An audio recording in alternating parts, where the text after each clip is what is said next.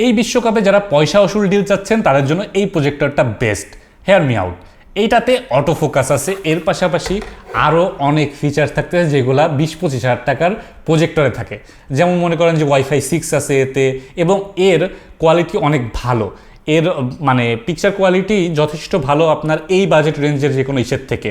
আর এই বাজেট রেঞ্জে তো অটো ফোকাস পাওয়াই যায় না, ইটস ভেরি টাফ। কারণ 9-10 হাজার টাকার রেঞ্জে আপনি অটো ফোকাসিং প্রজেক্টর পাবেন, সেখানে এইটা কিন্তু অটো ফোকাসিং অফার করতেছে।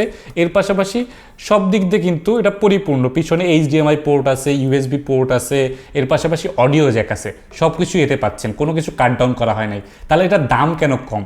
কারণ এটা আসলে হাইপে নেই, কাউকে এটা নিয়ে আসলে আপনি দেখবেন না যে ভিডিও বানাচ্ছে বা করতেছে।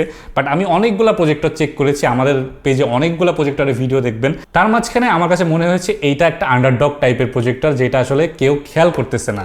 এটা one of the best budget চিন্তা করলে। সো যাদের বাজেট একটু কম আছে বা 4-5 হাজার টাকা রেঞ্জে বাজেটের প্রজেক্টর খুঁজছেন, আমি বলতে 4-5 হাজার টাকা থেকে একটু বাড়ায় এই জিনিসটা নেন, আপনার জন্য একটা বেস্ট ডিল হবে।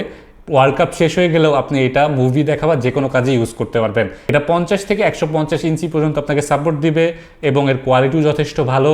এর পাশাপাশি আপনি একটা রিমোট বা এবং কেবল পেয়ে যাবেন, এর সাথে কোনো স্ক্রিন আসে না। সো যারা পয়সা ওসুল ডিল চাচ্ছেন তারা এই X3 প্রজেক্টরটা আমাদের কাছ থেকে কিনে নিতে পারেন।